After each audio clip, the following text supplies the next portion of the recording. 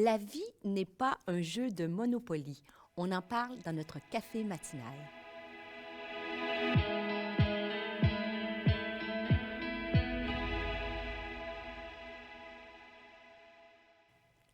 Bonjour, c'est un plaisir pour moi d'être avec toi aujourd'hui pour ce café matinal. Et comme tu l'as peut-être vu dans l'intro, le titre de mon message, c'est « La vie n'est pas un jeu de Monopoly ». Et peut-être ce titre a piqué ta curiosité ou peut-être ça t'a fait rire un peu, mais en fait, quand on y pense, c'est tellement vrai. La plupart d'entre nous, nous connaissons le jeu de Monopoly. C'est le jeu où on doit acquérir des propriétés en faisant des transactions immobilières. Et quand on débute une partie de Monopoly, vous savez, chaque joueur reçoit 200 $. Et alors qu'il y a plusieurs années de cela, je faisais une partie de Monopoly avec mon fils et je m'apprêtais justement à distribuer l'argent. Eh bien, c'est comme cette pensée m'a frappée. La pensée que, en fait, nous ne débutons pas dans la vie de la même façon que nous commençons une partie de Monopoly. Nous ne recevons pas la même somme que lorsqu'on débute une partie de Monopoly. Et juste pour t'exprimer un peu cette pensée, si tu as commencé dans la vie avec une famille qui était dysfonctionnelle, où tu as reçu peut-être des paroles qui étaient dures, des relations toxiques, peut-être que on peut penser que tu as débuté dans la vie avec un compte à découvert. Par contre, à l'inverse, si tu es issu d'une famille qui était bien des parents qui t'ont aimé, bien, tu as reçu un 200 $ pour commencer dans la vie. Et des fois, on a l'impression, lorsqu'on regarde, que la vie n'est pas toujours juste. On a l'impression, pourquoi j'ai vécu telle situation? Et peut-être même, tu écoutes ce café en ce moment et c'est comme si tu marchais dans la vie avec un sac à dos qui est lourd. Certains marchent dans la vie, tu as l'impression, du moins, que certains marchent dans la vie avec un sac à dos qui est plus léger, mais toi, tu marches et tu as l'impression d'avoir le monde entier sur tes épaules. Et j'ai emmené un petit sac à dos et c'est juste pour s'arrêter un instant. Peut-être que ce café s'adresse particulièrement à toi. Tu dis, oui, Stéphanie, moi, c'est comme ça. En ce moment, je me sens là, comme si je marchais et mon sac est lourd, mon pas est ralenti. Et je vais te poser la question ce matin, ou aujourd'hui, peut-être c'est ce soir, tu écoutes ce café. Qu'est-ce qu'il y a dans ton sac à dos? Qu'est-ce qui alourdit ta marche? Si on regarde, est-ce que c'est des peines? Tu écoutes ce café, ton cœur est rempli de peine. Peut-être c'est du rejet. Tu es face à une situation difficile, rejeté peut-être dans ta famille, rejeté pour ta foi, rejeté peut-être dans un mariage. Peut-être que tu traînes dans ton sac à dos pendant des années un sentiment de honte. Peut-être que tu as été victime d'abus. Et tous ces abus-là, que ce soit verbal, que ce soit physique, a alourdi ta marche. Peut-être que tu es en plein cœur ou peut-être au travail dans une situation d'injustice. Je ne sais pas aujourd'hui. Comment est ton pas? Peut-être que tu es avec ce sac à dos-là, mais j'ai une bonne nouvelle pour toi. Dieu a la capacité aujourd'hui de te libérer et d'alléger ta marche. Et le texte que je veux partager avec toi se trouve dans l'Évangile de Matthieu, au chapitre 25, et au verset 20 à 25. Et c'est un texte que tu connais probablement. C'est Jésus qui parle en parabole. Et souvent, lorsque Jésus utilise une parabole, ça nous incite à la réflexion. Ça nous fait réfléchir à une situation. Et en fait, de cette parabole-là, on peut trouver la réponse à des questionnements que nous avons. Et la parabole que je veux partager avec toi, c'est la parabole des talents, ou on va dire des pièces d'or. Et on va la lire ensemble, Matthieu chapitre 25, versets 20 à 25. Le royaume des cieux ressemble à ceci. Un homme part en voyage. Il appelle ses serviteurs et leur confie ses richesses. Il donne à chacun selon ce qu'il peut faire. Il donne à l'un 500 pièces d'or, à un autre 200 et à un troisième 100. Et il part. Le serviteur qui a reçu les 500 pièces d'or s'en va tout de suite faire du commerce. Avec cet argent, il en gagne encore 500 pièces d'or. Et vous connaissez la suite. Celui qui a reçu 200 pièces d'or s'en va aussi faire du commerce et il va en récupérer encore 200 pièces d'or de plus. Mais celui qui a reçu les 100 pièces d'or s'en va faire, écoutez bien, qu'est-ce qu'il va faire? Il s'en va faire un trou dans la terre et il va cacher l'argent de son maître. Et longtemps après, le maître de ses serviteurs serviteur revient, il va demander, « Qu'avez-vous fait avec vos pièces d'or? » Bien sûr, si tu as déjà lu cette parabole, tu sais que celui qui a gagné 500 a donné 500. Il a dit, « Maître, tu m'as donné 500, je t'en redonne 500 de plus. » Même chose avec celui qui a reçu 200 pièces d'or, il va lui en redonner 200 de plus. Mais où ça devient intéressant, qu'est-ce qui s'est passé avec le serviteur qui a reçu que 100 pièces d'or?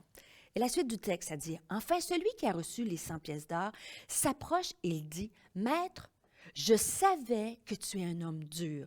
Tu récoltes ce que tu n'as pas semé. Tu ramasses ce que tu n'as pas planté. J'ai eu peur et je suis allé cacher tes pièces d'or dans la terre. Les voici.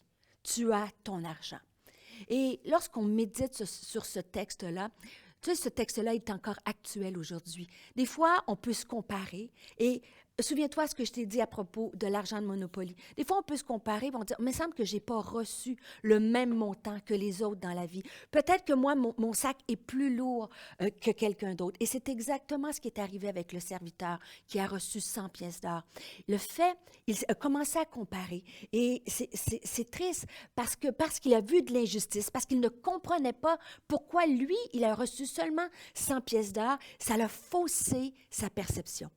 En fait, c'est le seul qui a cru que le maître était dur. En fait, sa perception était fausse parce qu'il croyait que le maître était uniquement intéressé par le gain. Et même la parole, on vient de le lire, il a eu peur. Et des fois, dans la vie, on peut avoir cette impression-là. On peut avoir une fausse perception de la vie qui engendre des peurs et ces peurs-là nous paralysent. Et ce serviteur-là, le fait qu'il croyait que le maître était dur, le fait qu'il croyait que le maître voulait juste des richesses, il est allé cacher, croyant que ce qu'il avait, que ces 100 pièces d'or étaient bien insignifiants. Et c'est complètement faux.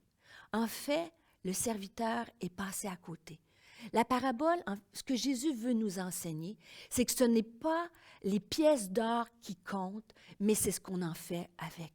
Le maître était intéressé non pas par le gain, le maître était riche. Il était intéressé de savoir qu'est-ce que le serviteur a fait avec ce qu'il avait dans les mains. Et c'est la parole que j'ai pour toi aujourd'hui et que j'ai pour moi aussi. Des fois, on a l'impression que la vie est injuste, mais je veux te dire aujourd'hui que bien que tu crois peut-être que la vie a été injuste, Dieu est toujours juste. Et peu importe, et je ne veux pas minimiser les événements de ta vie ou que tu vis en ce moment et que tu as l'impression que si tu regardes autour de toi, tu as moins entre les mains. Et crois-moi, je pense que vous me connaissez assez, je suis une femme de compassion et je ne minimise en rien peut-être la douleur, la peine, le rejet ou l'injustice que tu peux vivre. Mais je veux te dire aujourd'hui que ce qui est important pour Dieu, c'est de ne pas cacher ces peines, ce que tu vis dans la terre comme le serviteur a fait. Le serviteur a caché et n'a pas pris, n'a pas fait fructifier.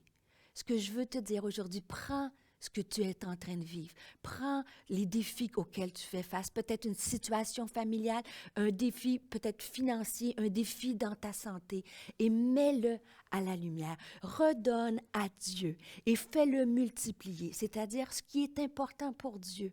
C'est ce que tu vas faire avec ce que tu es en train de traverser. Et je sais que Dieu, et bien souvent, nous ne voulons pas marcher sur un chemin de douleur ou un chemin de souffrance. Personne ne veut ça. Mais si on s'arrête un instant, la douleur, la souffrance, les défis, les saisons difficiles sont là pour nous propulser dans une destinée et fait de nous quelqu'un de meilleur. Alors juste alors que je termine tranquillement ce café, j'aimerais t'inviter, t'inspirer à prendre quelques instants dans les prochains jours, peut-être prochaines heures, qui sait, c'est entre toi et Dieu maintenant, et de regarder, est-ce que tu as dans ton sac à dos, comme j'ai montré, tu as des choses qui t'alourdissent, et au lieu de cacher dans la terre, remets-les à Dieu, remets-les à la lumière de Dieu, afin que Dieu puisse venir te guérir, venir te restaurer, venir te redonner peut-être la foi, venir enlever tes doutes, tes craintes, et comme ce sac à dos, que tu puisses, dans les prochains jours, prochaines semaines, marcher le cœur plus léger. Ne cache pas dans la terre comme les serviteurs, mais prends ce que tu as, donne-le à Dieu et tu vas voir. tu vas fructifier.